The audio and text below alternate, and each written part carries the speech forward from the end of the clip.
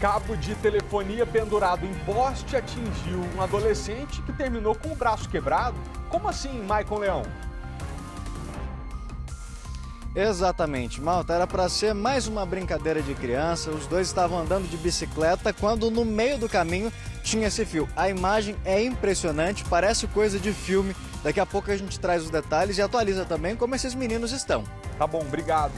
Polícia prende quadrilha do falso sequestro. Vitória Mello. O grupo chegou a aplicar o golpe em mais de 100 pessoas aqui no Distrito Federal. O golpe era aquele clássico, mas os bandidos tinham um público-alvo e também um horário específico para ligar para essas vítimas. Daqui a pouquinho a gente traz todas as informações, Felipe. Valeu, Vicky, até já. Exército e Divisão de Operações Especiais da Polícia Civil fazem buscas no clube de tiro de onde saíram as armas do caso A Dama de Vermelho. Kátia Gomes. Exatamente, Malta. O principal objetivo dessa fiscalização do Exército foi saber como que está a venda de armas e munições aqui na loja, né? Isso porque a loja acabou se tornando famosa por conta da circulação daquele vídeo onde uma mulher aparece desfilando com um vestido vermelho durante uma sessão de fotos e alguns homens estão portando armas de fogo. Já falamos sobre isso. E como a polícia vai tratar o caso do personal trainer que espancou o morador de rua que estava dentro do carro tendo relação sexual com a esposa do personal? A polícia ainda não se manifestou porque está estudando o caso. O personal bateu nesse homem, segundo alega, porque imaginou que a esposa estaria sendo vítima de estupro. A mulher estava em surto psicótico. O morador de rua diz que ela quis ter relação. Ele poderia ter percebido, será que a mulher estava fora de si, em surto? E agora, como é que fica? O personal trainer gravou um depoimento e a gente vai assistir juntos daqui a pouquinho. O nosso jornal já começou. Bom, minha gente, 11 horas e 35 minutos, a gente está ao vivo. 3 crianças estavam andando de bicicleta quando caíram de uma forma esquisita. Ô DTV, coloca aí as imagens para a gente poder ver, por gentileza. O motivo dessa queda foi um fio... Olha que coisa, parece até que... Gente, não dá nem para ver, né? Parece até que foi fantasma. Mas, na verdade, o fio cortado de um poste estava muito baixo e se prendeu no rosto dos meninos enquanto eles andavam de bike. E aí, por isso, eles caíram. Uma das crianças, de 11 anos de idade, teve que ser levada para o hospital porque, na queda, fraturou o braço. Olha só que perigo. Ainda bem que não aconteceu nada com o pescoço, né, da criança. O Maicon Leão, nosso repórter, está no local onde isso aconteceu, no Jardim Coriza, em Planaltina. Maicon, boa tarde para você. Ainda bem que foi só o braço, né? Podia ter sido pior. Exatamente, Malta, graças a Deus eles estão bem agora, claro, com esses machucados, mas a família está revoltada com a situação. Só para a gente que está em casa começar a entender, eu estou segurando aqui um fio de telefone. Ele está no poste direitinho, apesar de estar baixo, numa altura que dá para a gente triscar com a mão, ele está bem baixo em relação aos outros fios.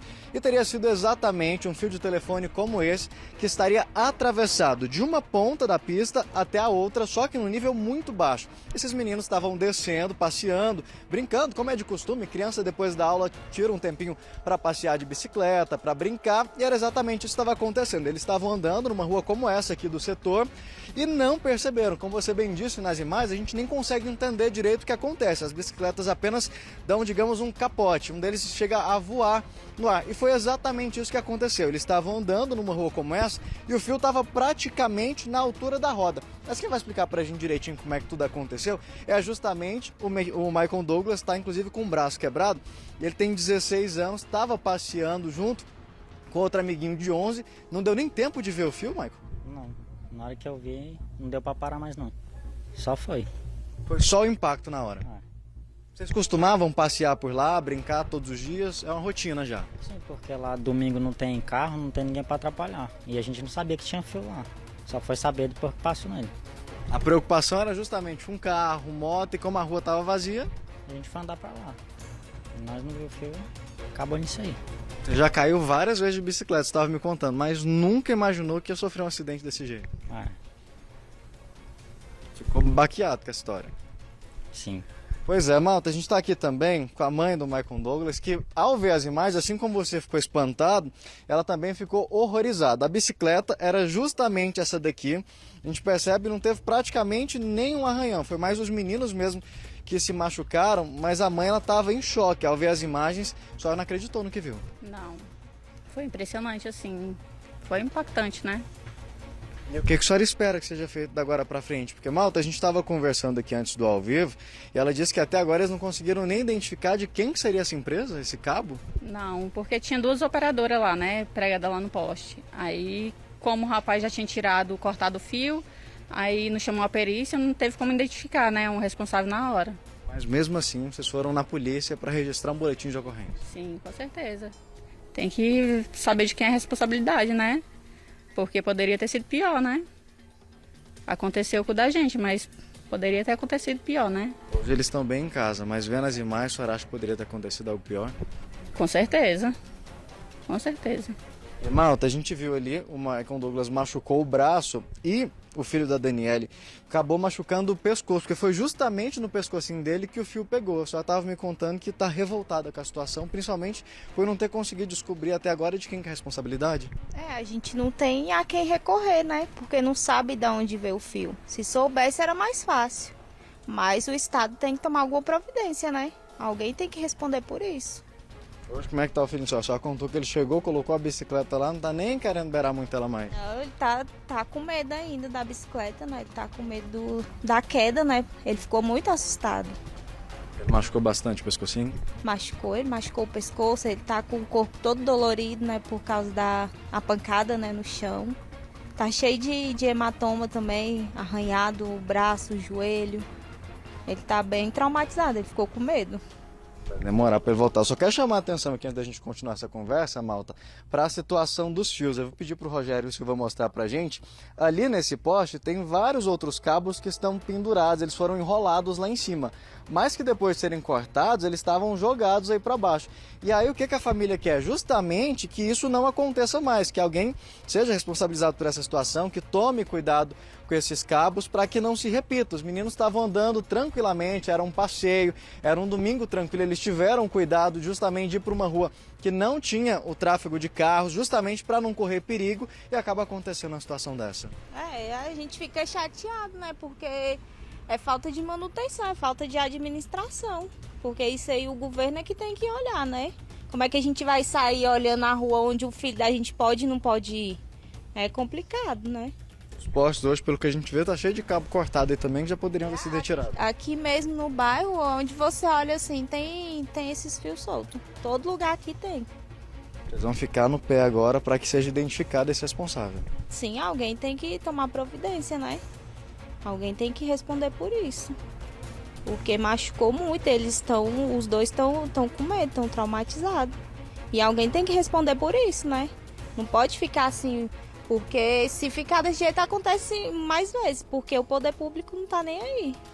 E se a gente não for atrás, fica por isso mesmo. Vamos continuar no pé. Sim, vamos continuar atrás. Pois é, Malta, a gente também vai continuar acompanhando esse caso justamente para tentar ajudar a identificar de que empresa seria esse cabo, qual que é o procedimento correto nessa situação. As duas famílias registraram o caso na Polícia Civil para investigar. Não foi possível fazer a perícia justamente porque depois do acidente, depois que os meninos acabaram ficando presos lá nesse cabo, um vizinho cortou o fio justamente para evitar que outras pessoas acabassem se acidentando ali. Só que esse corte acabou prejudicando justamente o trabalho da polícia para identificar qual que seria a empresa responsável pelo aquele cabo. Mas pelo que a família estava contando aqui, no poste só tem 2 empresas. Então vai ser fácil da polícia ouvir esse vizinho para explicar de onde que foi. Claro, alguém tem que ser responsabilizado justamente para evitar que uma brincadeira de criança não acabe terminando numa tragédia, né? Não, e olha só, esse vizinho fez certo, porque entre descobrir quem foi e evitar que outra criança se machuque ali, é melhor evitar que um novo acidente aconteça imediatamente. Hoje a gente está tratando do caso de um menino de 16 anos que ficou com o braço quebrado e outro de 11 que teve um machucado no pescoço. Mas pensa junto comigo, se esse fio fosse um pouquinho mais fino e ele era grosso porque era de um cabo de telefonia, esse menino que se machucou no pescoço poderia ter tido um resultado diferente do que só esse machucado que, embora impressione na tela, dela, não é tão grave assim. Agora, outra situação possível, os meninos caíram de bicicleta. Numa bicicleta você não imprime tanta velocidade. Se fosse um motociclista, talvez acompanhado de um passageiro, a gente poderia estar diante de um acidente mais grave. A moto anda mais depressa. Se fosse um carro, o carro não ia parar, mas o carro poderia levar junto o poste ou parte da fiação elétrica. Estaríamos diante de outros riscos mais complexos. Inclusive, eu quero dizer para o senhor, Michael, o seguinte: você nunca mais vai encostar a mão em fio em rua. Como é que você tinha certeza que aquele fio ali era de telefonia e não de eletricidade? Tá doido tomar um choque aí ao vivo? Como é que eu faço? Eles são identificados. Ah, tá bom. O senhor não vai encostar mais em fiação. Que aí corta aqui pro estúdio, o que eu faço com o repórter? O repórter eletrocutou lá, não vai mais pegar. E agora sim, tomara que a polícia consiga encontrar quais são essas duas empresas, para que elas possam agir de forma previdente, precavida. A gente tem que cuidar e isso ter responsabilidade com os filhos das outras pessoas. Não é porque o senhor não mora lá, o senhor que faz uma manutenção, que pode deixar o cabo de qualquer jeito, porque tem filhos de outras pessoas que moram, e aí fica complicado. Queria só te perguntar o seguinte: eu não vi o rapazinho que tá com o pescoço machucado de 11 anos, ele não tá aí, né? Não, Malta, ele mesmo com essas dores acabou precisando ir para a escola, mas já está se recuperando, está bem, já foi para o hospital depois do acidente, passou pelos procedimentos, foi liberado. Como a mãe estava contando, ele ainda está com algumas dores no corpo, mas já começou a voltar até a vida normal, né, mãe? Já sim, ele teve que ir para a escola porque tá fazendo prova, né? E aí ele foi, mas ele tá sentindo muita dor ainda. O maxilar dele tá inchado, o pescoço tá inchado. Mas tá recuperando. Junto, coraçãozinho de mãe, sofre junto, né? Ah, é? A gente fica sofrendo, porque ver um filho sentindo dor, né? É chato. E saber que foi negligência de alguém é pior ainda. Porque quando é machucado, que a gente sabe como foi, um machucãozinho, mas a gente sabe que foi acidente, foi perigoso, né? Aí é que deixa o coração mais... Mas ele tá bem. Raladinho do dia a dia já dói. Numa situação dessa ainda, saber que poderia ter sido evitado é pior. É pior ainda, quando vê a situação que foi, né? O quão forte o vídeo é, né? A gente tem noção da gravidade do acidente. Pois é, Malta, a gente vai seguir acompanhando esse caso. Elas disseram que vão continuar na polícia, mesmo com essa dificuldade de montar a prova, sem perícia, elas vão continuar firme no caso, justamente para tentar identificar qual empresa seria responsável por esse cabo, para que eles respondam justamente pelo que você falou, para evitar que não aconteça de novo com outras pessoas. Se fosse um motociclista em alta velocidade, a bicicleta ela chega até uma velocidade alta, mas não igual uma moto. O acidente podia, na verdade, se transformar numa tragédia, né? Ô, Michael, eu poderia ter esperado você chegar aqui à televisão para falar com você pessoalmente e não te dar essa bronca ao vivo. Mas o meu medo foi você continuar andando aí e encostar mais uma vez nesse fio. Como é que chama sua mãe mesmo? A dona Adriana. Mas eu vou te explicar. Não, você não vai explicar eu vou nada. compartilhar a minha culpa. Não vai explicar nada, que eu quase infartei aqui a hora que eu te vi pegando no cabo de energia. Dona Adriana, nós trouxemos seu filho de Goiânia pra cá, foi pra trabalhar em segurança, tá? Essa mãozinha que ele botou no fio ali, que podia ser de eletricidade, mesmo que não fosse, eu quase tive um troço aqui no estúdio de medo, ele não vai fazer de novo, combinado? Ô, Michael, muito obrigado pelas suas informações. Como sempre, você fez um excelente trabalho. A gente ainda se fala na edição de hoje, tá bom? Até agora. Valeu, obrigado. Muito bem, gente. Olha, ontem à tarde, policiais civis e militares do Exército foram cumprir mandados de busca e apreensão em endereços relacionados a um caso que ganhou muita repercussão desde o mês passado. Eu tô falando da Dama de Vermelho, eu tenho certeza que você soube daquele vídeo, que era um ensaio de casamento, uma mulher passa vestida, o vídeo tá na tela para você, passa vestida de vermelho, é escoltada por homens supostamente armados com fuzis, com armamento pesado. Isso ali causou uma confusão em Taguatinga, parou o trânsito, aí ninguém sabia se a arma era de verdade ou se não era, aí o pessoal envolvido no vídeo disse que não era, enfim. A Kátia Gomes tem detalhes e atualizações, ela tá lá na Sandu, onde tudo começou, e tem as novidades pra gente. Kátia, é com você, boa tarde. Oi, Malta, boa tarde para você, boa tarde para todo mundo. Bom, como esse caso ainda está em investigação, ontem o Exército, acompanhado da polícia, veio até aqui fazer uma fiscalização para saber como que anda o andamento, né, da venda de armas e munições, e também foram recolhidas algumas armas para serem feitas aí uma perícia, né, policial. Para dar todos os detalhes dessa operação, eu vou conversar com Cláudio Mendes, que é instrutor de tiros e tem todos os detalhes, né? Cláudio, uma boa tarde. Ontem o Exército veio até aqui, né? Qual que foi o objetivo dessa operação? Devido àquela situação da Dama de Vermelho, que todo mundo está sabendo, a Polícia Civil pediu, né, ao Exército que fizesse as fiscalizações necessárias até para o inquérito. E eles vieram cumprir essa situação ontem, né? E o que chamou muita atenção é que a DOE veio junto, mas o motivo é porque essas fiscalizações demoram, né, 3, 4 horas, e a delegacia não vai deixar efetivo aqui parado. Então a DOE cumpre essas diligências quando requisitada. E foi muito tranquilo, vieram até a loja, viram a situação de documentação, de cofre, tudo que... A loja é uma loja bem conhecida aqui em Brasília, tem muitos sócios, é uma loja já tradicional, de um excelente serviço. Então fizeram, tanto que hoje a loja está funcionando normalmente. Infelizmente, né, pessoas divulgaram notícias aí que não são verdadeiras, ainda não está, oficialmente não teve ainda nada com respeito ao laudo, como foi noticiado por alguns aí, não tem oficialmente ainda o resultado desse laudo. E a gente tem que aguardar o resultado da Polícia Civil, que está trabalhando nisso. Então ontem foi só uma fiscalização e foi muito tranquilo. E essas armas que foram levadas para a perícia, qual que foi a justificativa da polícia e do Exército para recolher essas armas? Bem, elas foram realmente recolhidas, tá? O pessoal falou apreensão, mas foram recolhidas exatamente para perícias, né?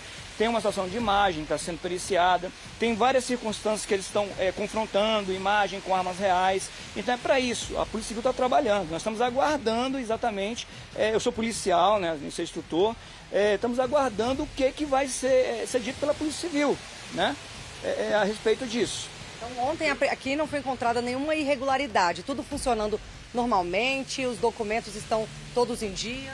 Se tivesse regularidade, com certeza a loja estaria fechada e não funcionando normalmente. Então as pessoas se tranquilizem, tá? Os clientes aqui da loja fiquem muito tranquilos. Foi, na verdade, uma fiscalização, já tinha sido pedido. Aliás, essas fiscalizações elas acontecem direto, não é nada de novo. Só que como veio o DOE, porque está tendo inquérito da Polícia Civil, estão também ainda colhendo inquérito, tinha muitas viaturas, chamou bastante atenção, mas está tudo tranquilo, tudo normal. E só para reafirmar, então, informações que foram divulgadas de que tinha já saído esse laudo, alegando que essas armas apreendidas não são as mesmas do vídeo, isso ainda não é confirmado. Até este momento, não, porque tem notas que são oficiais e até esse momento, que eu saiba, não foi dito. Eu não tenho ciência disso até o momento, então acho muito precipitado de quem está noticiando isso. Acho que tem que ter um certo cuidado. Cláudio, inclusive, Malta, a polícia também confirmou para a gente que até o momento o laudo da perícia ainda não saiu, como alguns veículos noticiaram, de que as armas apreendidas não seriam as armas do vídeo. Então, a gente ainda não tem essa confirmação. O que a gente sabe de fato é que ontem o Exército veio até aqui, acompanhado da Polícia Civil, para fazer uma fiscalização. E 4 armas foram recolhidas para a perícia. Eu volto com você. Muito obrigado, Cátia, que eu me lembro muito. Malta, o Cláudio quer completar. Tá. Tem que prestar muita atenção no momento político do Brasil. Nós estamos num momento político muito complicado. Essa questão do porte de armas está em voga, tá?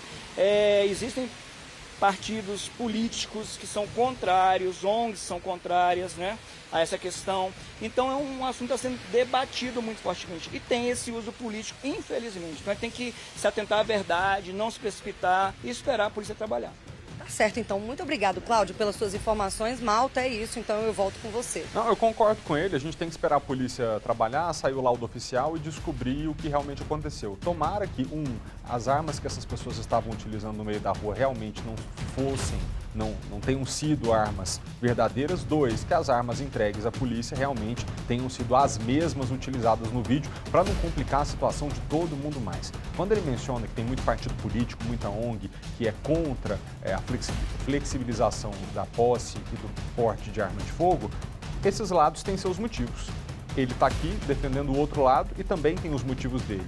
Nesse caso específico, pouco importa. A gente só quer saber, a polícia só está procurando saber, e talvez por isso tenha ido Exército e Divisão Especial da Polícia até aí, se as armas que foram utilizadas ali no vídeo Segundo os autores, um vídeo inocente de brincadeira. 1, eram realmente réplicas e não verdadeiras. 2, se as armas entregues para serem periciadas eram as mesmas que foram utilizadas no vídeo, né? Precisamos, nesse debate, seja pró, seja contra flexibilização da posse e do porte de armas, sempre lidarmos com a verdade. Ninguém pode mentir de lado nenhum.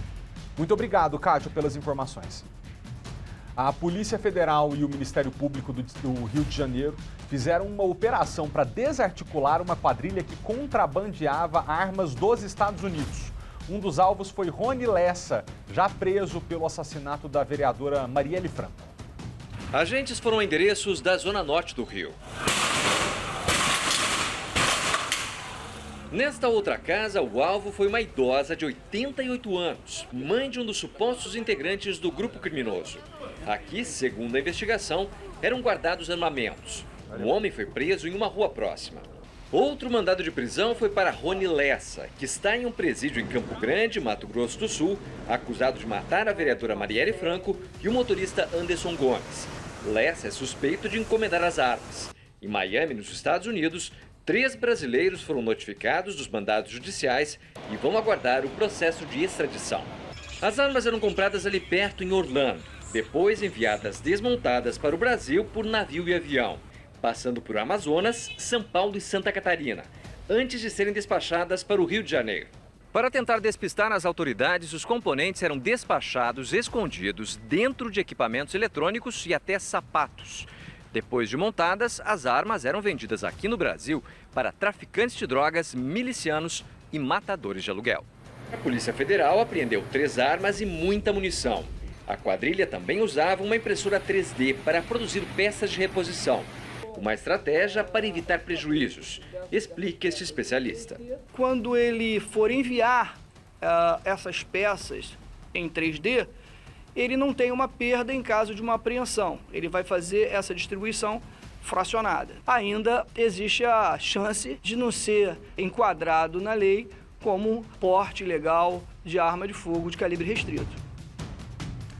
Indícios de superfaturamento em contratos de informática do IGES-DF. É o que aponta uma operação do Ministério Público do Distrito Federal.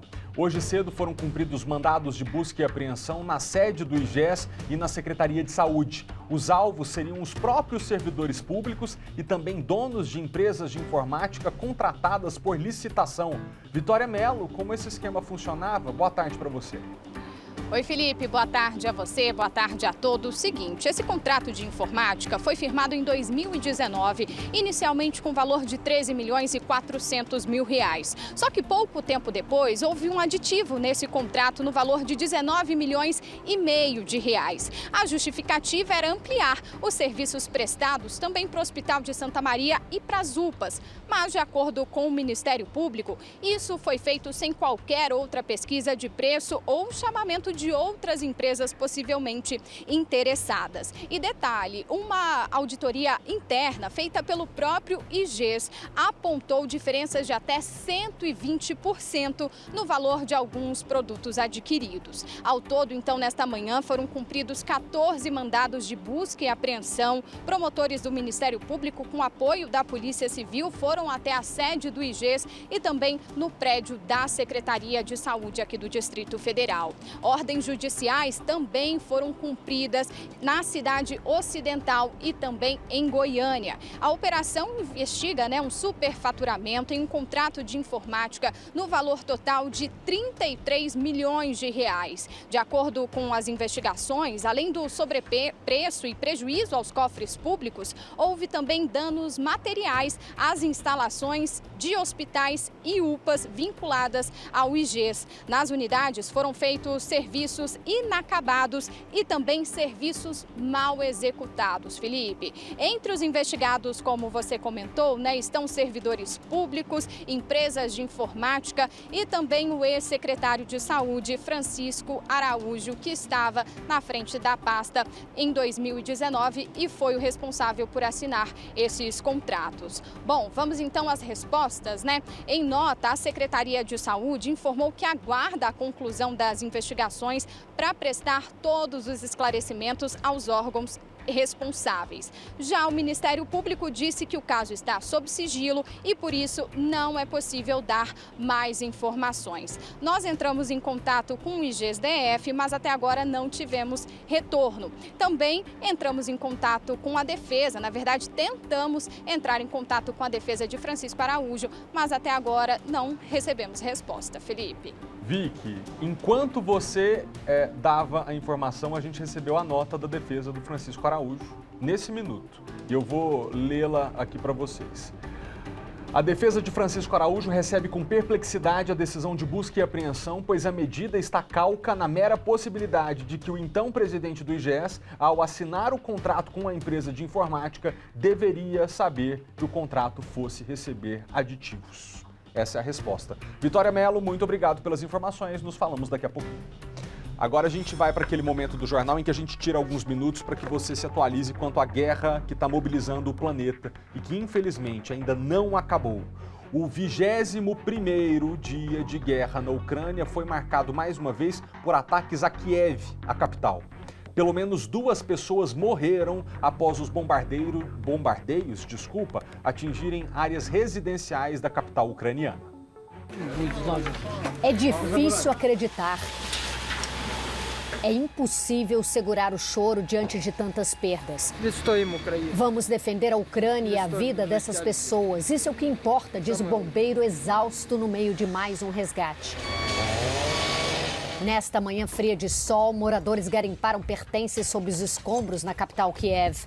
Voltaram para o que restou de seus apartamentos, para varrer, juntar os cacos, tentar pôr de pé o que foi destruído. Agora se escondem novamente durante a imposição do novo toque de recolher das 8 da noite desta terça até às 7 da manhã de quinta-feira. Enquanto áreas residenciais de Kiev e de Kharkiv, a segunda maior cidade ucraniana, eram bombardeadas, os russos declaravam o controle da região de Kherson, no sul do país. Na devastada Mariupol, mais um comboio de cerca de 2.000 carros partiu nesta terça, levando milhares de civis para longe da área de conflito, segundo a prefeitura local.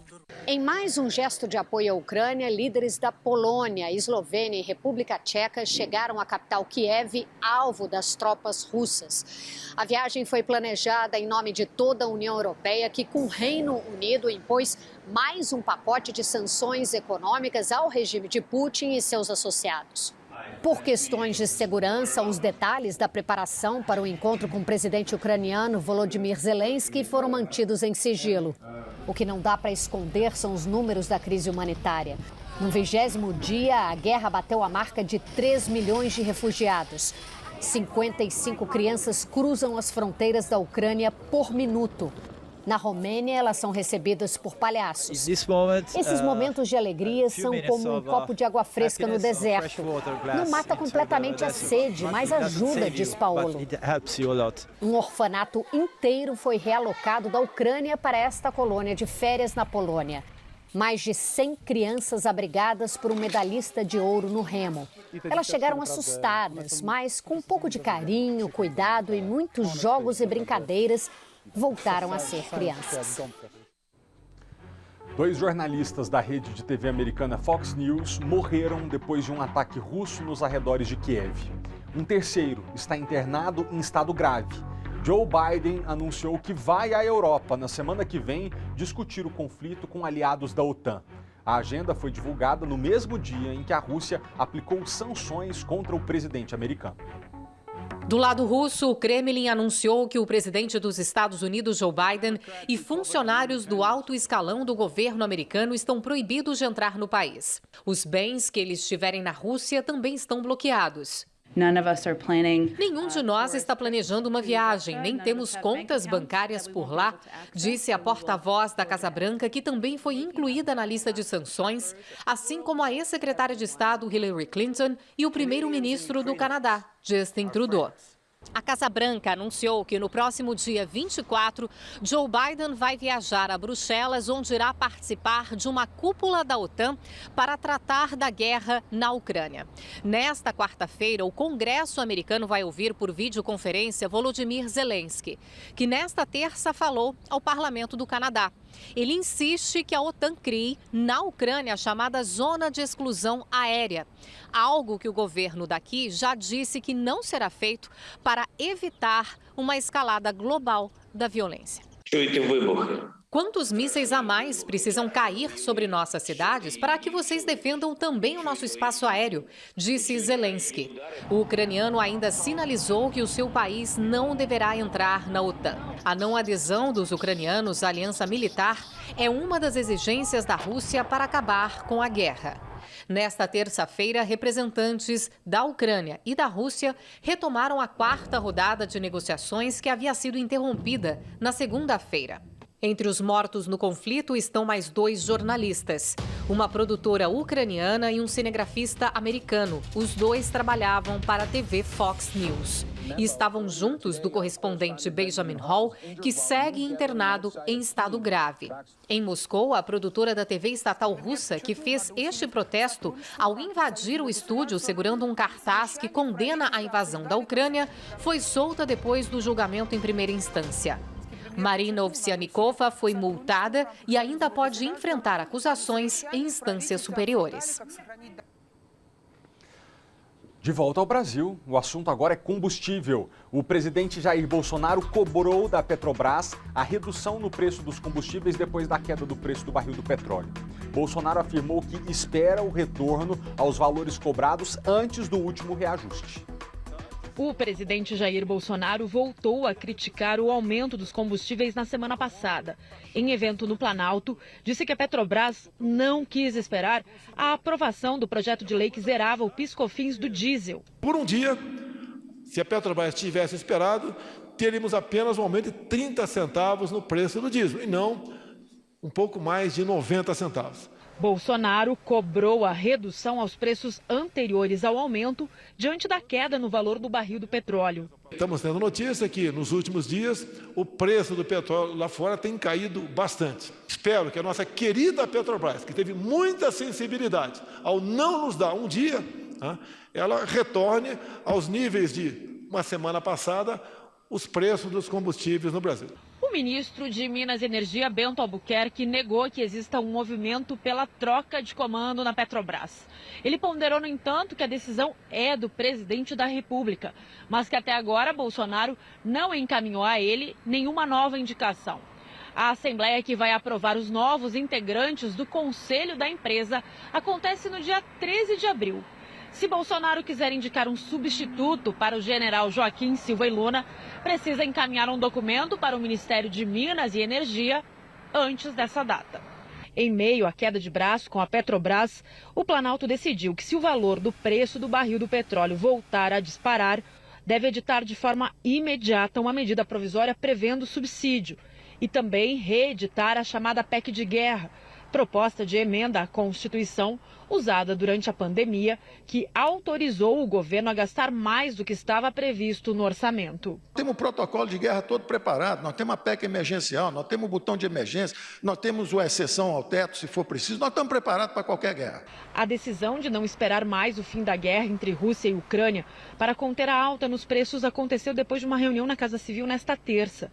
Se a PEC de guerra voltar a valer, o Planalto não precisará reduzir os impostos federais cobrados da gasolina, medida que o presidente Jair Bolsonaro vem defendendo.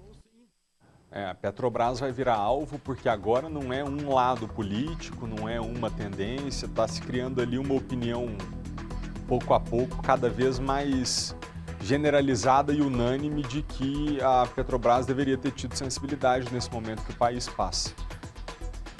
Muito bem, a alta do preço dos combustíveis tem impactado a vida de motoristas autônomos, que enfrentam uma redução muito drástica do lucro. As pessoas que a gente está pegando, eu uso muito carro de aplicativo, tenho tido o hábito de deixar sempre uma gorjeta a mais, sabe quando te dá aquela opção? Você quer deixar R$1, R$3, R$5 a mais para aquele motorista? Eu sei que não é todo mundo que pode, graças a Deus eu tenho podido fazer. Porque essas pessoas estão praticamente pagando para trabalhar. Quer ver só? Pode rodar. Mesmo pagando o aluguel do carro, valia a pena para o Rafael trabalhar como motorista de aplicativo. Ele conseguia faturar por dia até R$500. Conseguia, mas não consegue mais. E a explicação está aqui, no quanto ele gasta para abastecer o tanque do veículo. O aumento no preço dos combustíveis derreteu os lucros do Rafael e de tantos outros motoristas de aplicativo. Para a gente ver, a guerra lá, mas estoura a bomba aqui também.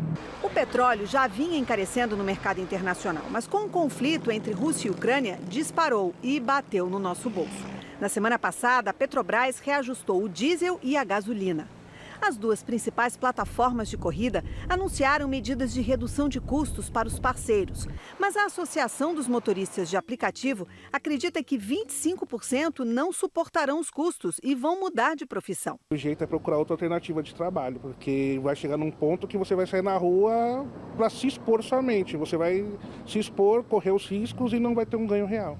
Ademir, quando soube do aumento do diesel, na hora pensou: vamos ter que aumentar a mudança de novo. Ele tem uma empresa de mudanças, cobra em média R$ 2.500 pelo serviço. Diz que não tem como absorver o aumento dos custos, que não se limitam ao abastecimento do caminhão. Tem que repassar, né, o aumento do diesel, da bolha, da fita, né, da caixa, material de embalagem. Está tudo mais caro, com certeza.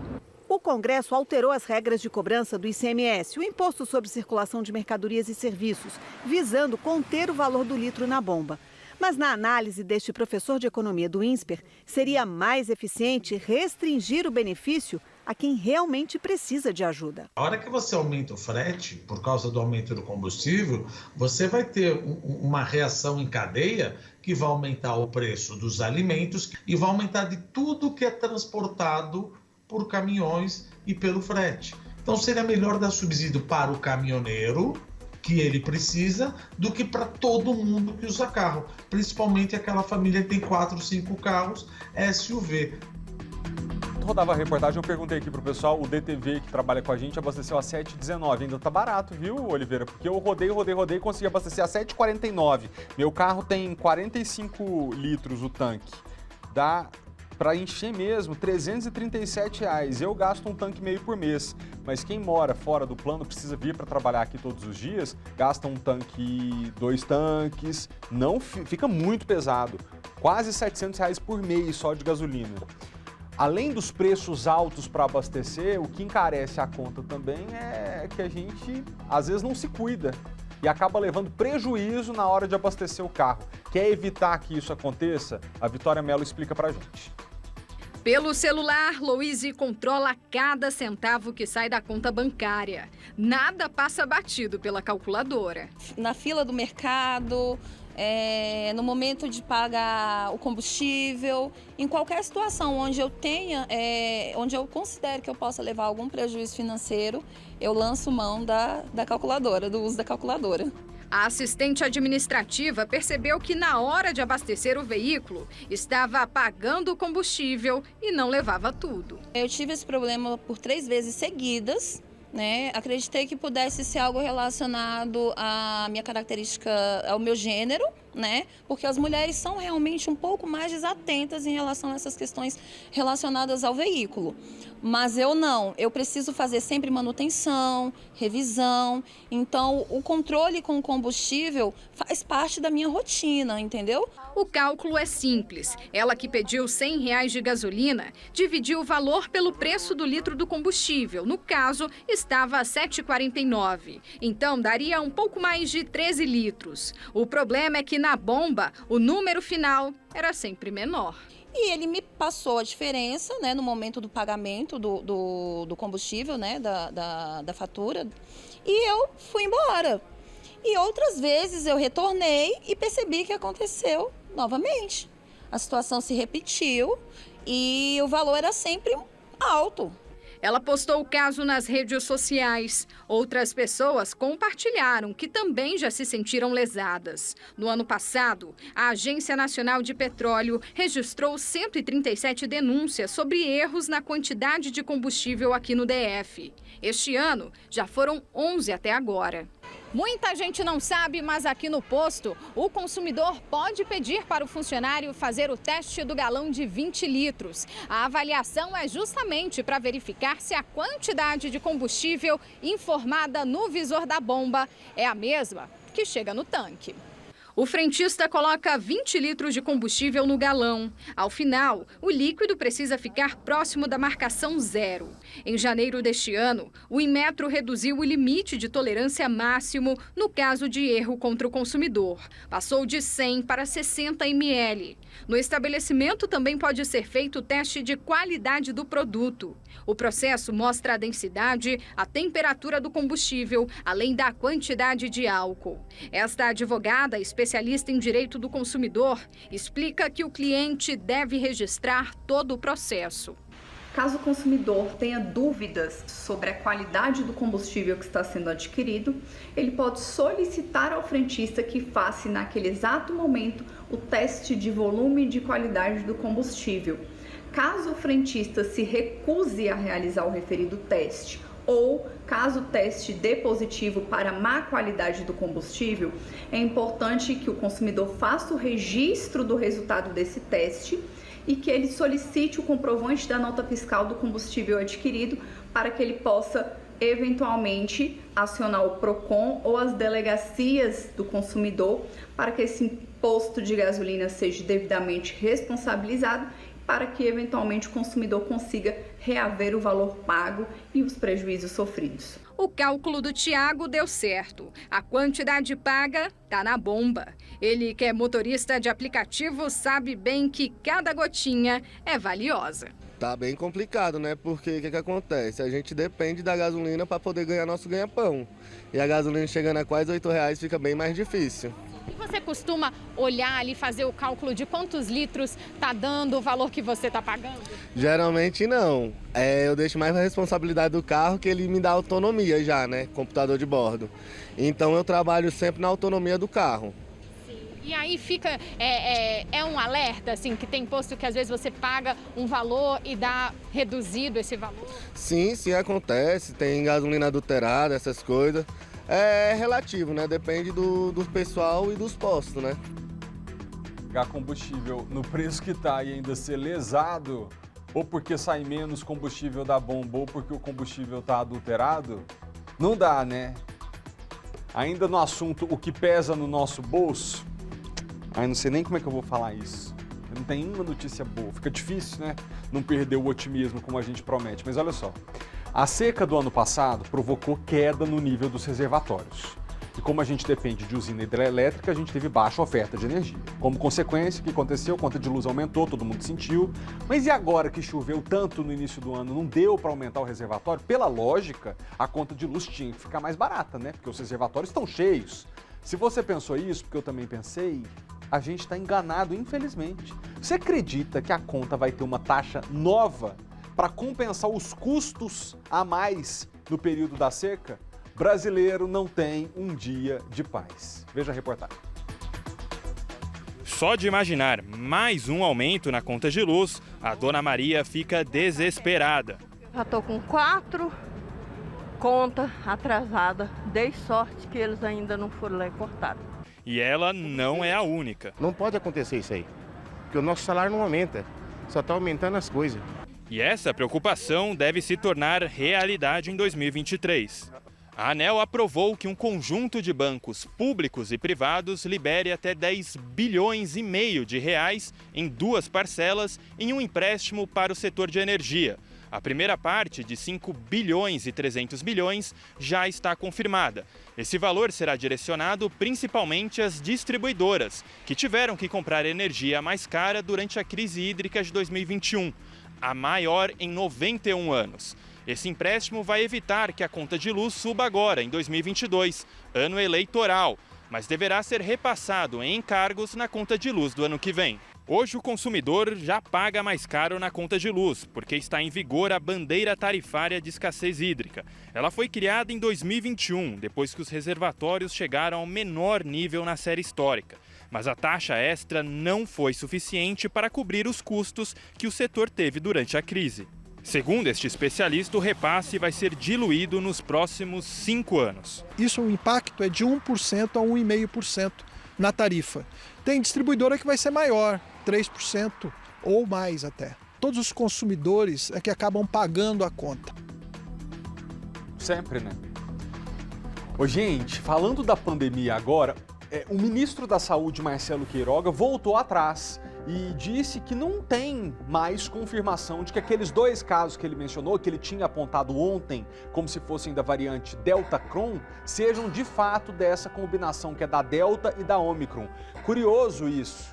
E preocupante, porque a partir da confirmação do ministro da Saúde, a gente perguntou até ao governador do Distrito Federal e disse, olha, se a chegada da Delta-Cron ao DF trouxer uma nova onda de contágio, vamos fazer o que for possível.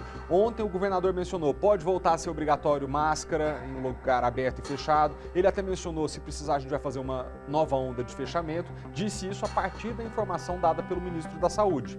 E agora, Marcelo Queiroga corrige a informação que deu ontem. André Anelli tem pra gente os detalhes.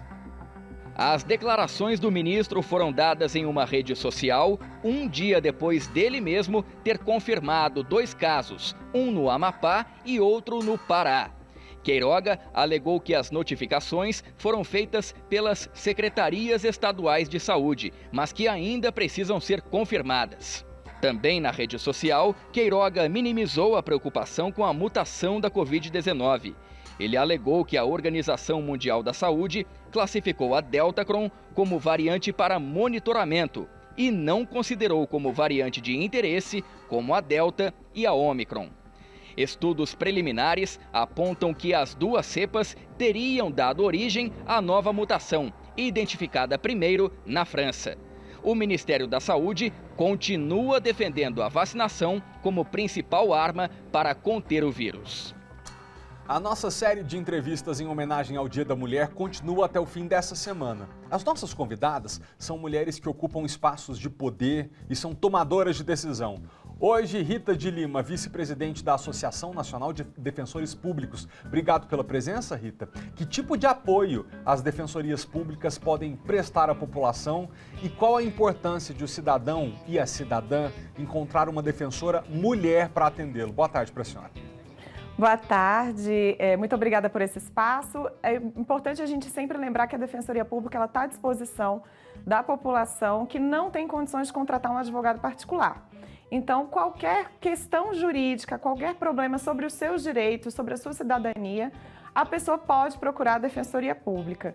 Eu sou vice-presidente da Associação Nacional e sou também defensora do Núcleo de Direito da Mulher, aqui do Distrito Federal. Então, no meu cargo especificamente, é muito importante a gente ter mulheres no atendimento, porque são elas que fazem o acolhimento de outras mulheres que tiveram os seus direitos violados em razão do seu gênero, seja por conta da violência doméstica e familiar, que é o carro-chefe da nossa atuação, mas seja por qualquer outro tipo de violência que tenha sido praticado pelo fato de aquela pessoa ser uma mulher. Então é importante para a população que ela tenha, se veja refletida no lugar da defensora, se veja reconhecida e também conte com o acolhimento de uma pessoa que sabe o que é ser uma mulher no Brasil. Pois é, Rita, a gente tem a impressão que talvez a mulher que está ali sendo vítima de violência doméstica procura a Defensoria Pública para tratar desta questão, mas não só essa. Que serviço você pode prestar hoje a nossas telespectadoras? Que outro tipo de ajuda essas amigas podem buscar com vocês? Essa pergunta é muito importante.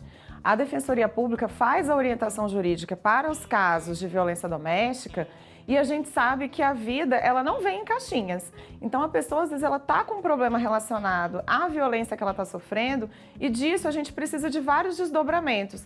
Ações de alimentos, ações de divórcio, ação de guarda. Nós fazemos tudo isso na Defensoria Pública, além do encaminhamento das mulheres e das suas famílias para os outros equipamentos públicos que também fazem o acolhimento. Então, Conselho Tutelar, Centros de Atendimento Especializado, toda a rede de atendimento e de proteção da mulher pode ser acionada pela Defensoria Pública, a depender do caso, claro.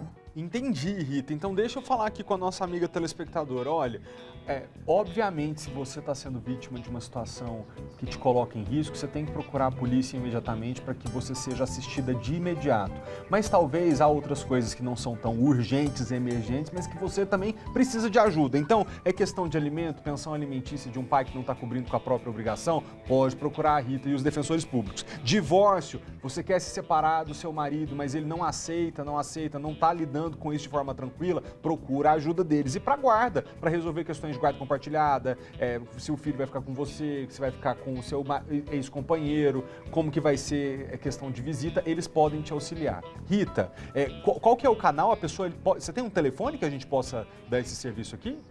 A gente tem uma central de relação com o cidadão, a pessoa pode ligar no 2196-4300. Esse é o número geral da Defensoria Pública do Distrito Federal. Então, quando a pessoa entra em contato, a gente identifica qual é o núcleo mais apto para atendê-la, se é o núcleo da mulher ou o núcleo da defensoria responsável pela localidade onde ela mora.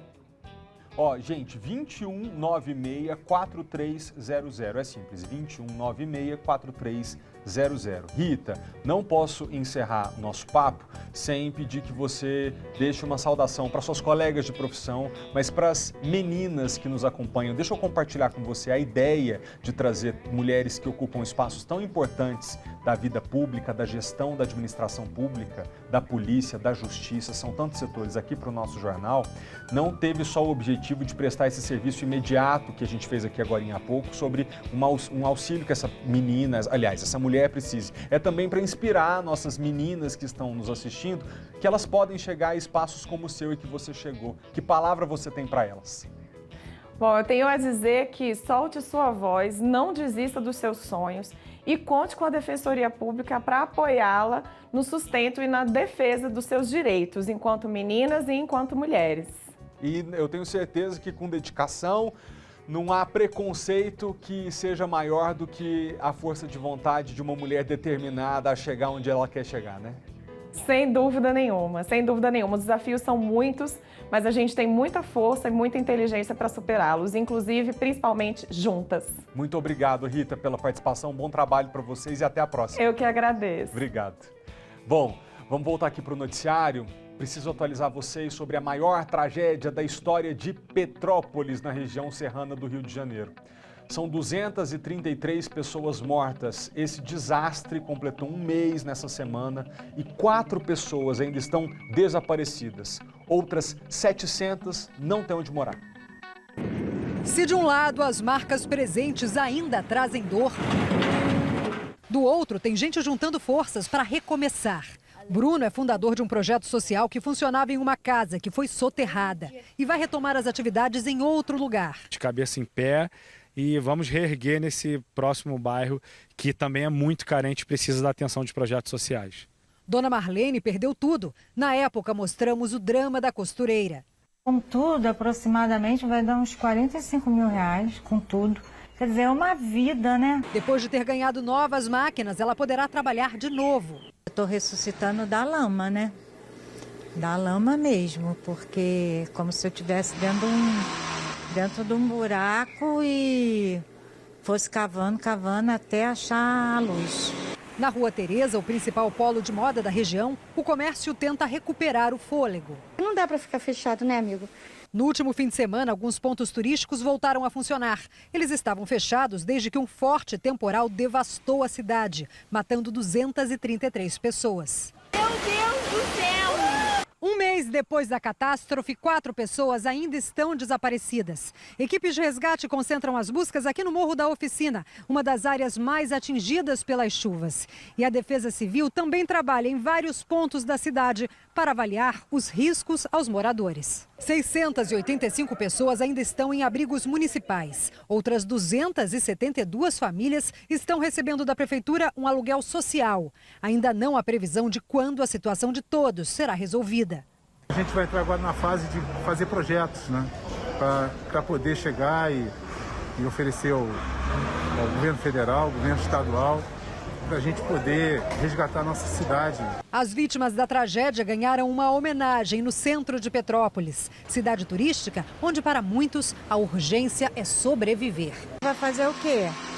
A gente não tem para onde ir, não tem para outro lugar, não tem outra casa. Essa daqui mesmo é orar muito a Deus, ter fé e seguir em frente, né? Ai, tadinho. Antes de dar um recado aqui, deixa eu só falar um negócio. Dia 21, que é segunda-feira da semana que vem, estreia no SBT Poliana Moça. E um personagem especial da literatura infantil foi apresentado na coletiva de imprensa do lançamento da novela. Foi dia de comemorar e de contar tudo que vem pela frente. A gente está tendo uma oportunidade de levar uma novela para toda a família, que traz paz nesse momento. Durante o evento foi apresentado um novo personagem. Esse é o tão falado boneco que meu pai construiu e me deu de presente. São duas histórias meio que paralelas, né? Que em breve já posso adiantar que elas vão se encontrar, Pinóquio e Poliana. A primeira fase da novela, As Aventuras de Poliana, escrita por Iris Abravanel, foi ao ar entre 2018 e 2020. E contava a história da protagonista, interpretada por Sofia Valverde, que usava o jogo do contente para ver o lado bom da vida. A continuidade aborda novos temas, mas com a mesma intenção, como explica a própria autora da novela em participação virtual. Nesse tempo de tantos conflitos e tanta maldade, né? Então vamos cultivar o bem, o amor entre nós, que é o que a gente quer passar. Uma história que cresceu junto com os personagens. Eu gosto muito da bichinha. Agora ela vai fazer 15 anos, tem todos os conflitos da vida de uma adolescente, os conflitos amorosos, os conflitos de amizade mesmo, os conflitos da escola, de família também. Poliana Moça conta o que muitos jovens enfrentam no dia a dia e até a segunda etapa do folhetim teve que driblar alguns desafios. Em 2020, as gravações precisaram ser suspensas por causa da pandemia de Covid-19, tempo que serviu para renovação e preparação. Trabalhamos com muitas crianças, por isso que a gente demorou um pouco para voltar a gravar. E desde setembro a gente vem com muito cuidado, né, dentro dessa pandemia, gravando com esse maravilhoso elenco. Que é muito lindo. Ah, mas ainda tem muita coisa pra gente ver. Dia 21 estreia, gente. Eu quero ver todo mundo assistindo.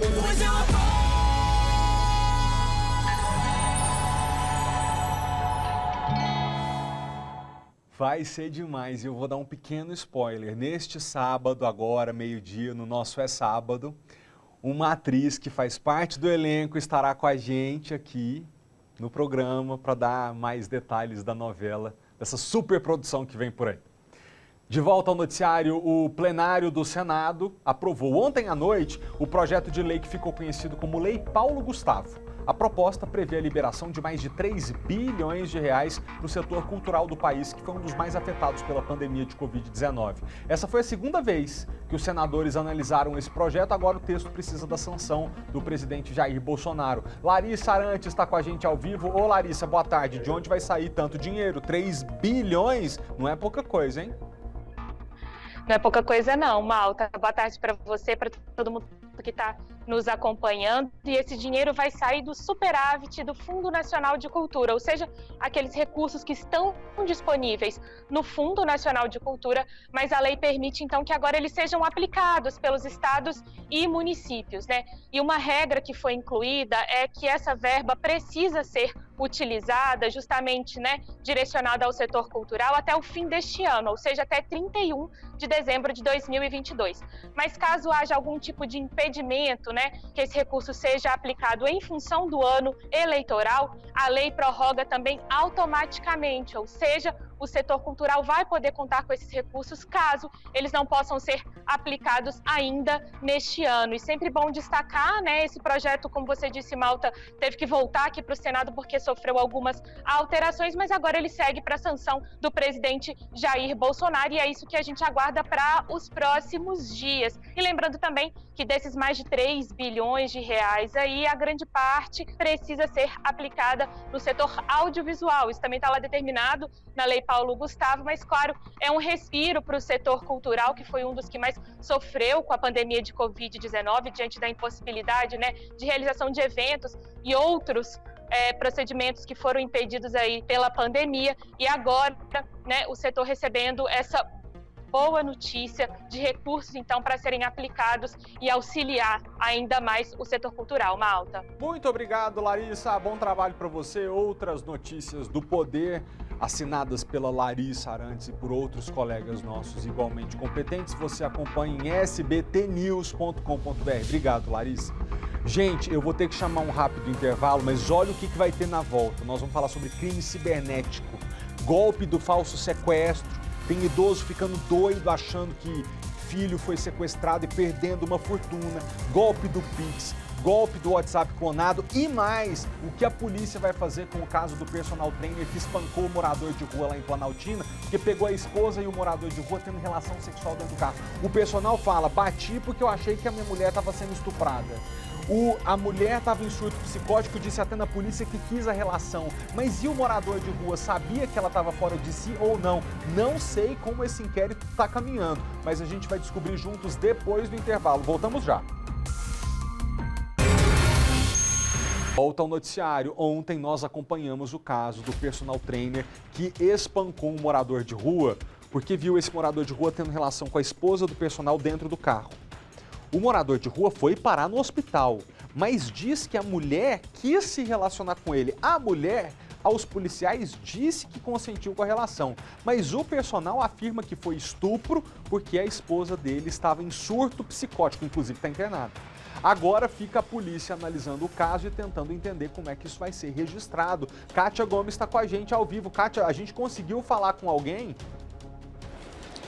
Oi, Malta. Pois é, ontem nós conversamos com o personal por telefone, inclusive mostramos aqui no SBT Brasília, e ele confirmou realmente que a mulher teve um surto psicótico. Então, por isso que ele acredita que ela tenha sido abusada sexualmente, porque ela não sabia o que ela estava fazendo naquele momento, né? Até agora, a polícia ainda não confirmou se vai tratar ou não esse caso como um abuso sexual. Nós tivemos acesso, Malta, a um áudio em que a própria vítima, né, se for realmente vítima de abuso sexual, a própria mulher, ela conta detalhes do que aconteceu momentos antes dela ter tido relação sexual com esse homem em situação de rua. Ela diz que foi buscar a filha dela na escola quando viu esse homem em situação de rua e ele teria pedido para ela a Bíblia. Em primeiro momento, ela negou, dizendo que tinha sido um presente do marido, que ela não daria a Bíblia para ele, só que depois ela acabou cedendo. Ele pediu também que fosse curado por ela, né, e depois pediu um abraço. Momentos depois ali da conversa, ele também teria pedido um beijo. E toda essa situação foi na frente da sogra dela e da filha dela. A sogra dela disse que estava repreendido, que ela não podia fazer aquilo, que o marido dela poderia até fazer alguma providência contra o morador de rua, mas ela disse que sentia que aquilo seria um propósito para ela. E ela deu um beijo nesse homem em situação de rua. Logo depois desse fato, ela teria ido ao encontro dele na rodoviária ali da cidade de Planaltina. Ele falou para encontrar essa mulher na rodoviária e lá na rodoviária ele teria começado a fazer carinho nos pés dela. Nesse áudio ela narra que sentiu uma sensação muito boa enquanto tinha os pés acariciados e ele propôs que os dois fossem para um outro lugar, né, um lugar mais reservado. Ela narra também que tentou encontrar um local mais reservado ali na rodoviária e aí foi aí que eles seguiram para o local onde ela foi encontrada com o marido dela, pelo marido dela, né, o personal trainer. Ela diz também que em alguns momentos ela olhava para esse morador de rua, enxergava o Eduardo, que é o marido dela, né, o personal trainer, e em outros momentos ela enxergava Deus e que ela estava muito confusa em todos os momentos. Ou seja, é um áudio, Malta, que realmente a gente vê que ela não está normal, não está ali nas condições normais dela, né, mentalmente falando. Então, pode ser que ela tenha tido um surto e por isso ela acabou cedendo ali às investidas desse homem em situação de rua, Malta. Cada vez mais que surge um detalhe, a gente entende que ela estava mesmo em surto.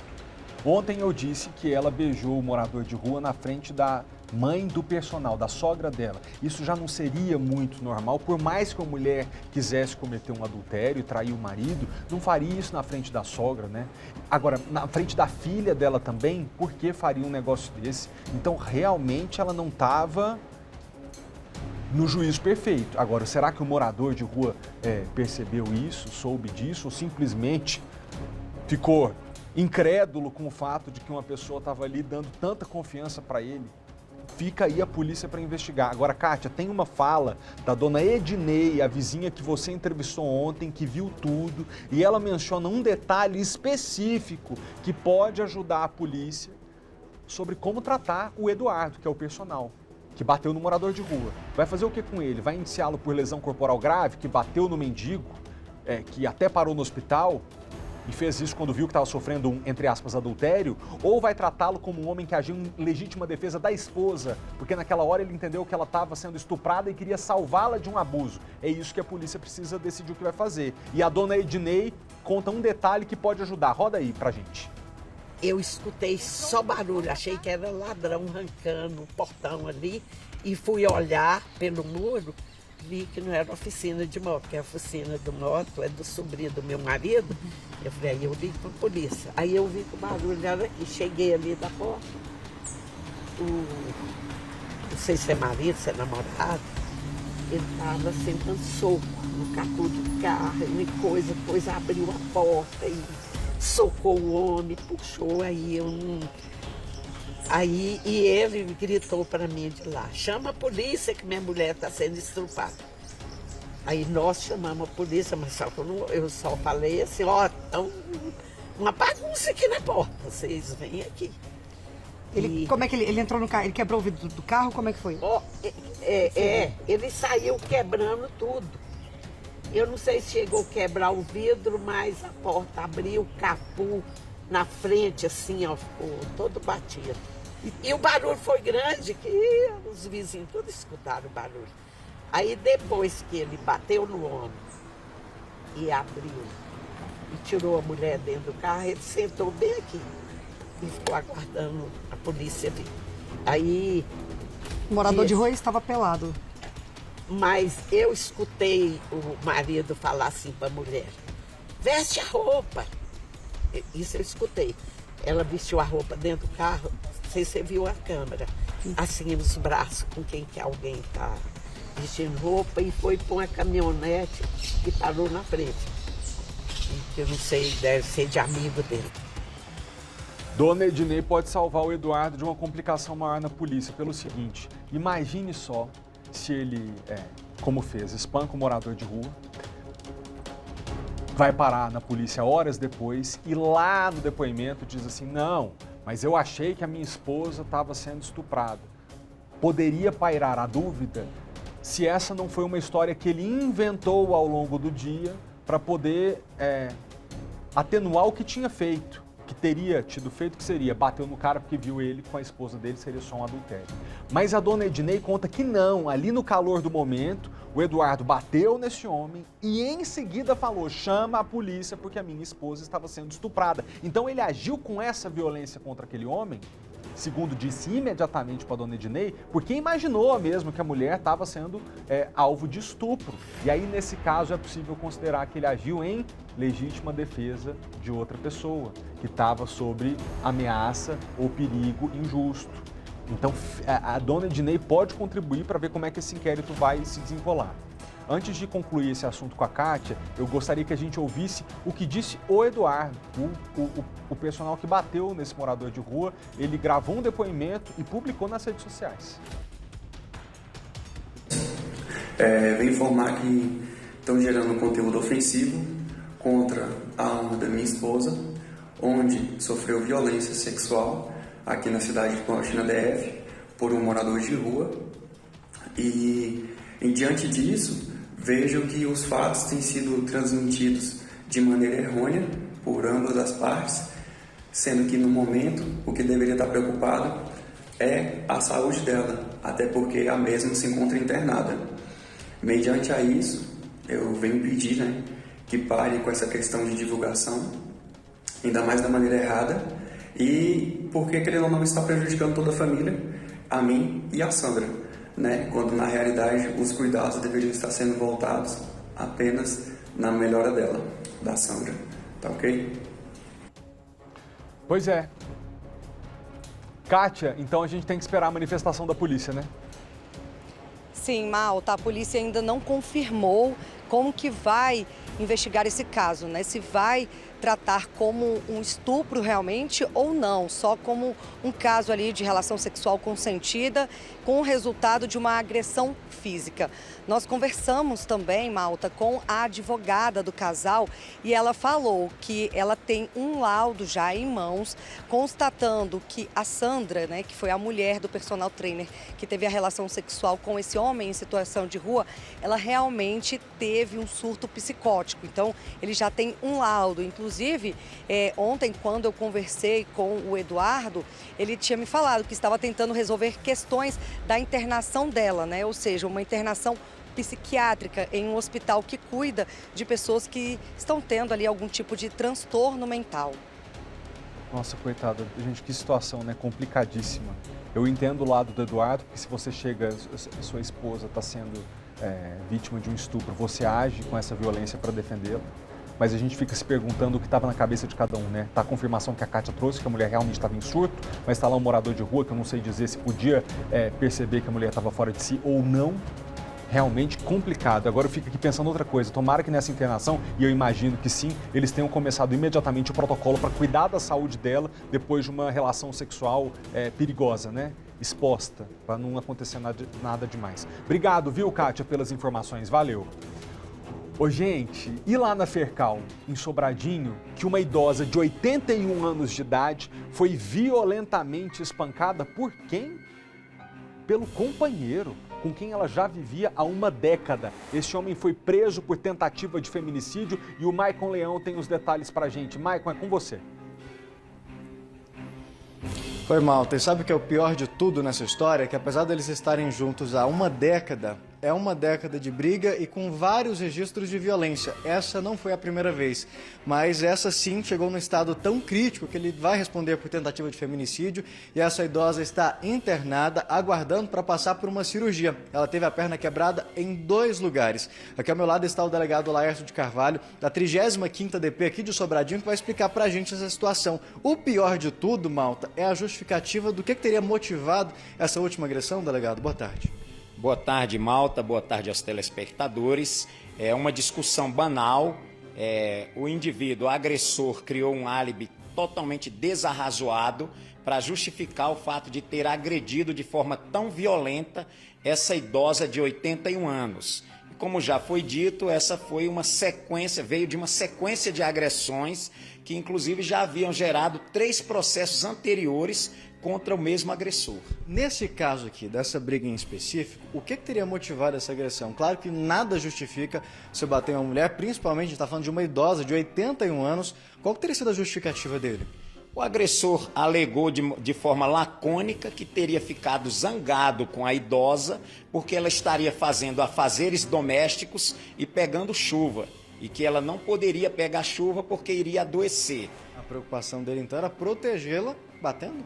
Essa foi a argumentação dele, que isso gerou uma discussão entre eles, porém ele nega veementemente ter agredido a idosa. Falou que apenas teve essa discussão e que ela teria caído sozinha.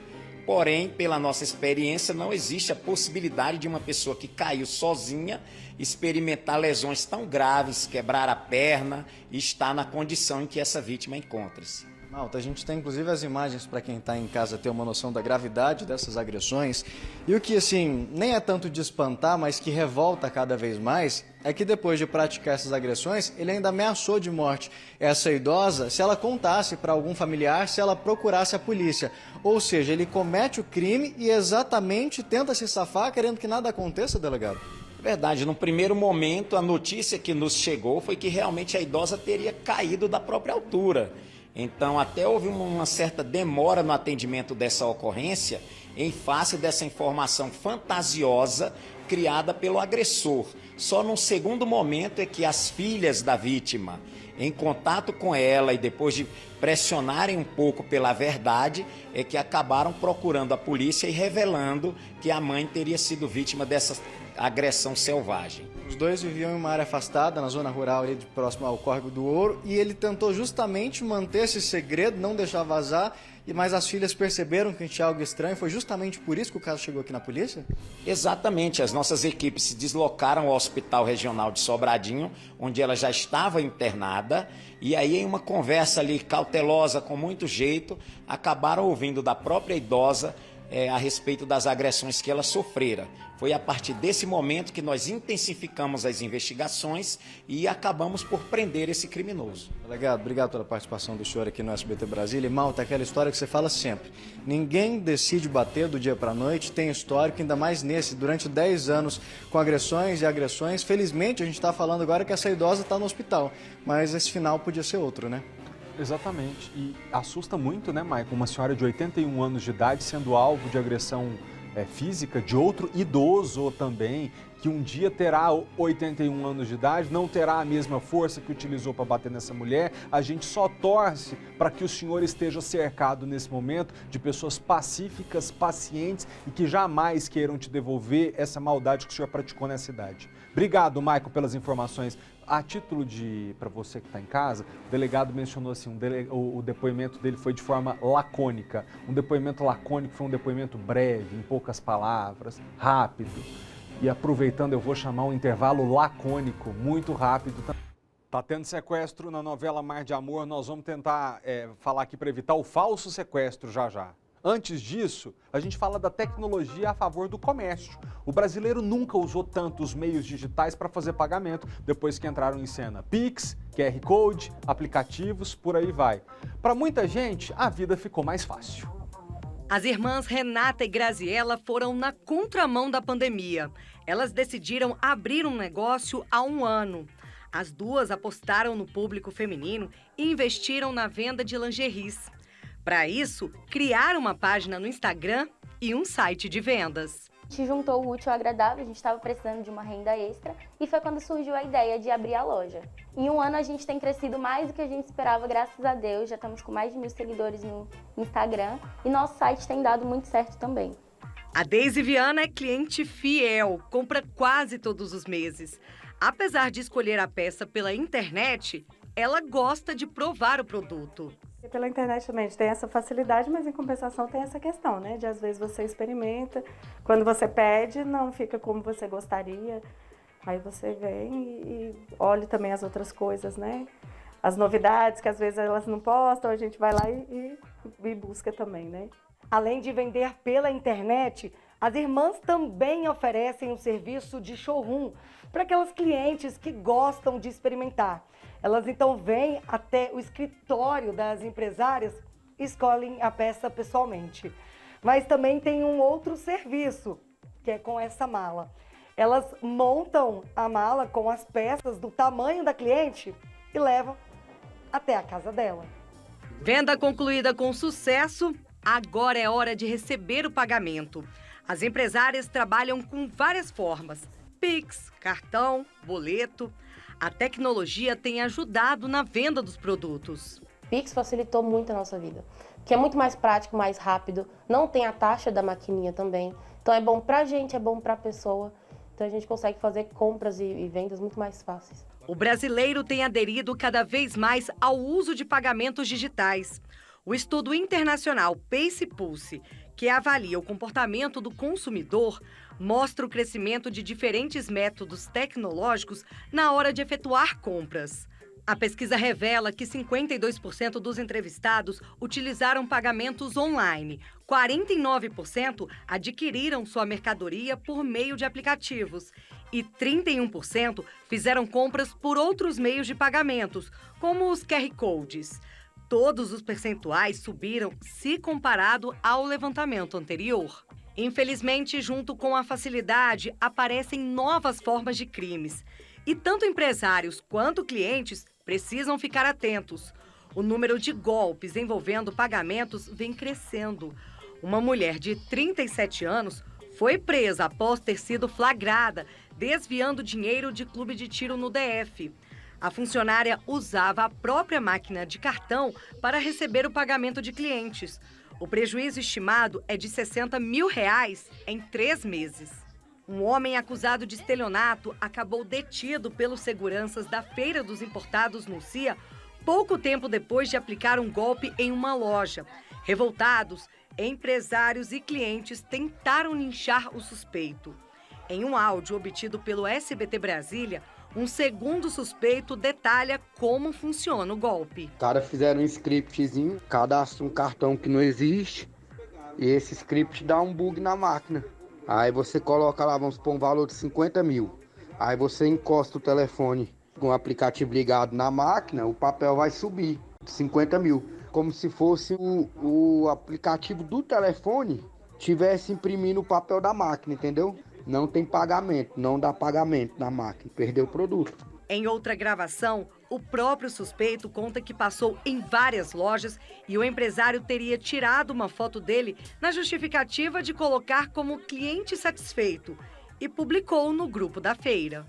Eu passei em altas lojas, na última eles têm uns grupos, pô. Aí o cara tirou uma foto minha, pô, e botou no grupo. Falou, não, só botar aqui no grupo mais um cliente satisfeito. Pá, eu já tinha vindo de outra loja.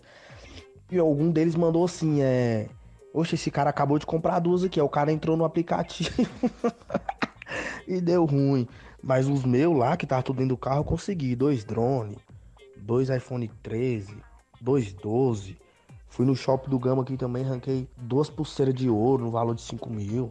O delegado de crimes cibernéticos dá dicas de como evitar cair em golpes. A principal dica da Polícia Civil nos pagamentos digitais é você se certificar do beneficiário, não é? Os estelionatários, de forma muito comum, eles vão pedir conta de pessoas emprestadas. Então, se você identificar uma conta suspeita que não está batendo com o nome da pessoa que você está comprando ou com a empresa que você está comprando, não faça o depósito, não é? Procure mais informações, não é? Porque depois que você faz o depósito, fica muito difícil de você reverter essa situação. O problema não é a tecnologia, o problema é a bandidagem, né? Policiais civis da 9ª DP do Lago Norte, veja só, nesse tema, cumpriram mandados de busca e apreensão e também de prisão temporária contra uma quadrilha envolvida em fraude eletrônica por meio do WhatsApp, né? O famoso WhatsApp clonado. Os mandados dessa operação, chamada de Pinpoint, foram cumpridos lá em Samambaia. Esse grupo selecionava as vítimas por meio de pesquisa em rede social, buscando geralmente as pessoas mais idosas, moradoras de áreas ricas do Distrito Federal. Aí, depois dessa pré-seleção, eles faziam contato por WhatsApp, passando-se por parentes, pediam os depósitos, dizendo que estava passando por uma emergência, aquela historinha de sempre, ou que estava com problema no próprio aplicativo do banco. As vítimas, geralmente idosas, eram enganadas porque o WhatsApp era clonado com as fotos dos verdadeiros filhos. E como é que o bandido tinha isso? Com as informações obtidas nas redes sociais. Por isso que eles conseguiam não só as fotos dos verdadeiros parentes, mas também falsear as conversas, porque sabiam das informações da vida cotidiana das pessoas. O bandido está se profissionalizando, por isso que tem que ter muito cuidado com o que a gente posta nas redes sociais. Uma dessas vítimas depositou R$10 mil e só foi perceber que era golpe no 3º depósito, quando a quadrilha pediu mais 15 mil. Hoje, o jornal está cheio de crime cibernético e agora a gente vai falar de mais um, que é o golpe do falso sequestro. Uma coisa é a pessoa que no WhatsApp falar assim, me manda dinheiro que eu estou passando por uma necessidade. Pior é fingir que sequestrou um parente seu, né? E a polícia conseguiu prender mais uma quadrilha que praticava esse crime. Eles se passavam por parentes das vítimas e ao telefone, fingindo que estavam em cárcere privado, sob a mira de bandidos. Quem eram as vítimas? Normalmente idosos. A gente vai ouvir agora o áudio de quando um dos bandidos tenta extorquir uma vítima, uma senhora. Repara o desespero dessa vovó. É onde ela me dispôs tudo, o que o senhor pode e o que o senhor não pode. A sua opção, sou engenheiro civil, não é isso? Não é isso? E tira o teu celular do Viva Voz agora. Tira o teu celular do Viva Voz. Tira ele do falante agora. Tá tudo rastreado a ligação, tá tudo grampeado no nosso computador. Qualquer besteira que o senhor fizer, o senhor vai jogar tudo a perder a vida da tua filha, o senhor entendeu? Sim. A gente pediu uma quantia em dinheiro de 380, certo? Eu vou vou fazer uma pergunta, o senhor se dispõe essa quantia pela vida da tua filha? Eu não tenho dinheiro em casa. O aí não se desesperou tanto, mas agora ouça. A gente vai ouvir mais um trecho das ligações que esses bandidos faziam. Nesse, eles ameaçam essa idosa.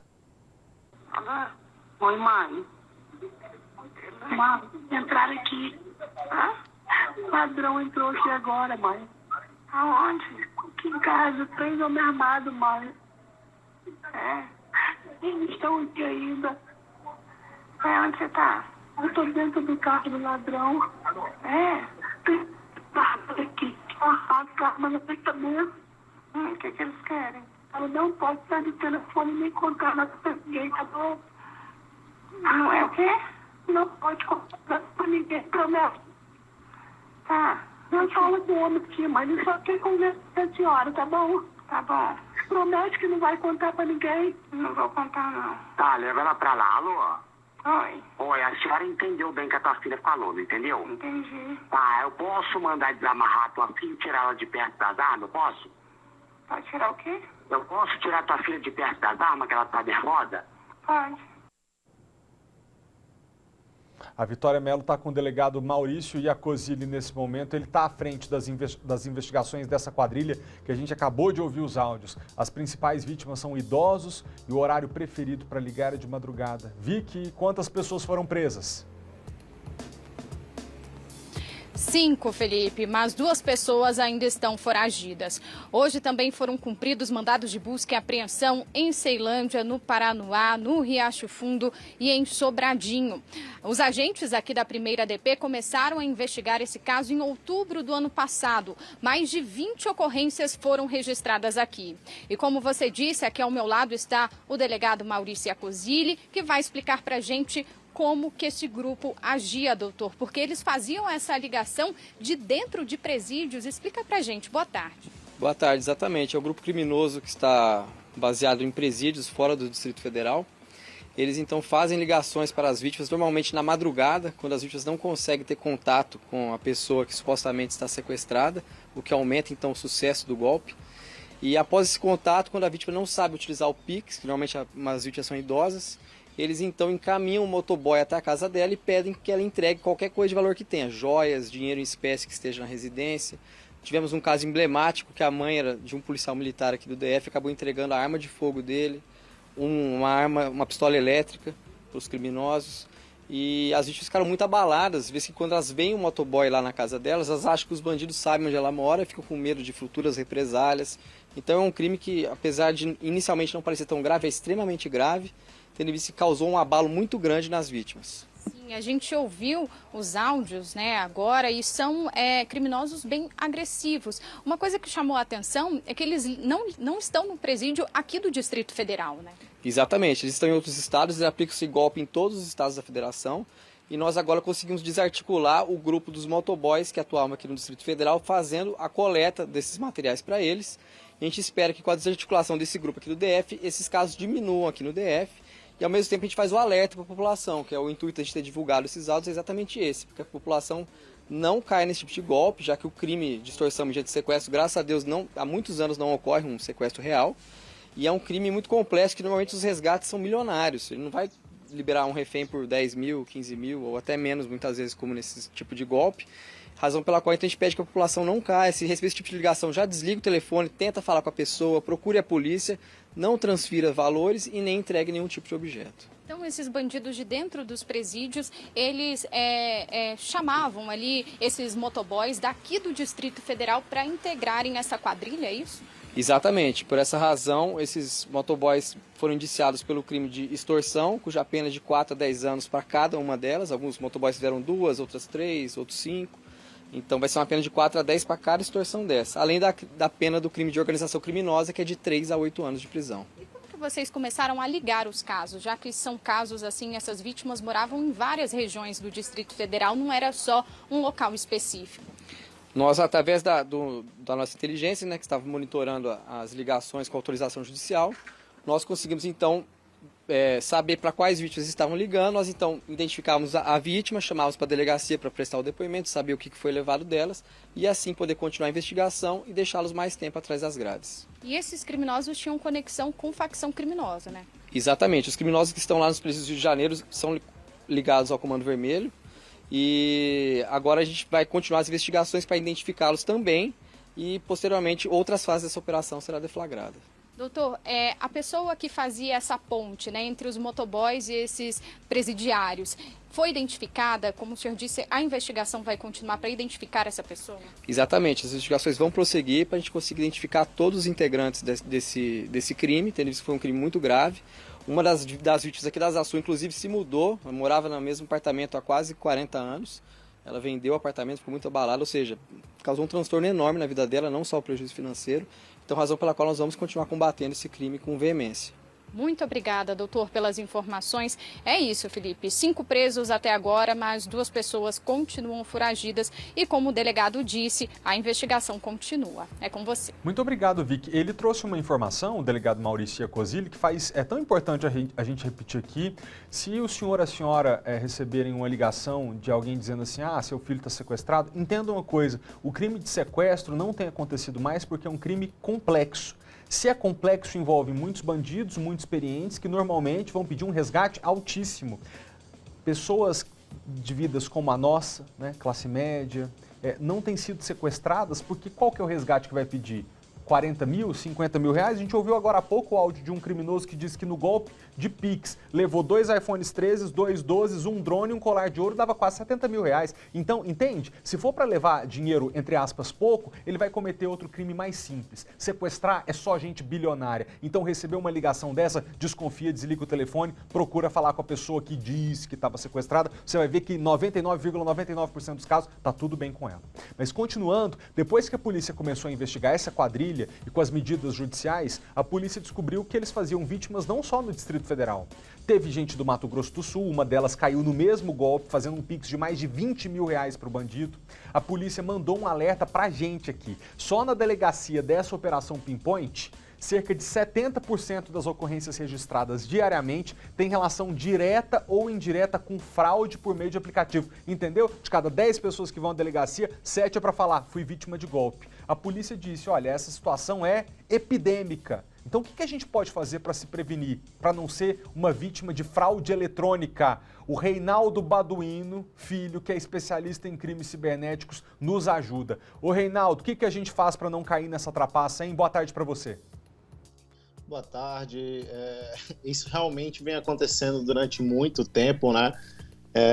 As pessoas devem se preocupar com o que elas postam em redes sociais, o que elas divulgam em suas mídias sociais, porque os criminosos, de fato, eles buscam nessas localidades para que possam ter subsídios para se fingir por um parente, para se fingir como um gerente de um banco. Em grandes pontos, os familiares postam a foto da escola que a filha estuda, em alguns pontos colocam os mercados que frequentam, os lugares que costumam ir. Então é muito comum os criminosos buscarem nessas redes sociais esse tipo de informação para se valer de algum tipo de golpe. Um golpe muito conhecido é o golpe do WhatsApp, né? Que a pessoa, por algum meio, consegue fotos de parentes, fotos de conhecidos, fazem um WhatsApp fake, né? Um WhatsApp falso, que na maioria das vezes não é nem um clone do WhatsApp, é só um WhatsApp falso, e começam a solicitar para determinadas pessoas que conseguiram aquele número algum bem financeiro para que ele possa acreditar que aquilo é algo real. Isso na tecnologia, né, vem e é conhecido como engenharia social, né? Esses criminosos, eles vêm estudando e sabem que a engenharia social é algo que existem várias técnicas. Uma dessas técnicas é a coleta de phishing, né? A forma de coletar informação por algum meio para se ter subsídios para tentar convencer da outra pessoa que você é quem de fato você está dizendo que é, e na maioria das vezes é um golpe que é fácil de se evitar, desde que você comprove que de fato quem está entrando em contato com você é o parente, é o conhecido, simplesmente validando a informação com o parente, ligando para alguém que você sabe que possa estar próximo desse parente. Outro ponto é o golpe do Pix, né, que a pessoa envia um Pix. Quando você vai enviar, as informações do Banco Central, daquele Pix, não batem com as informações do que você está realizando. Então, antigamente existiu as fraudes dos boletos, né? As pessoas conseguiam manipular o código de barra do boleto para que o dinheiro fosse levado para uma conta que não condizia com a informação do boleto. Hoje, os Pix, como é cadastrado em uma base do Banco Central, existe a informação referente àquele Pix. Então, tem que prestar atenção, tem que se conscientizar e não postar informações que possam ser utilizadas por esses criminosos que cometem esse tipo de fraude na internet, e nunca confirmar nenhum número que chegue no seu telefone para alguém que te ligue. Porque, com certeza, se o número está chegando ao seu telefone, é um token. Esse token é um token de verificação de serviço. Se ele foi requisitado e não foi por você, com certeza alguém está querendo se valer do seu e-mail, de uma conta bancária. Eu vou ter que te interromper. Muito obrigado pela lição. É porque eu tenho mais 10 segundos para encerrar o jornal, mas já está dado o recado. A você de casa, obrigado. Até amanhã. Tchau.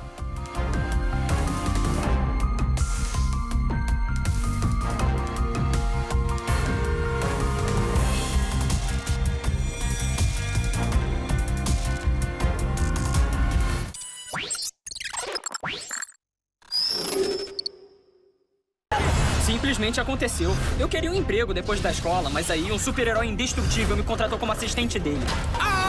Agora nós estouramos bolas e combatemos crimes. Henry Danger.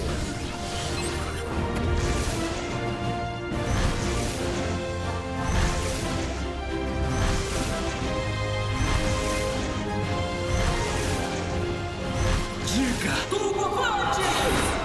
Ah, minha porta! Bugigangas.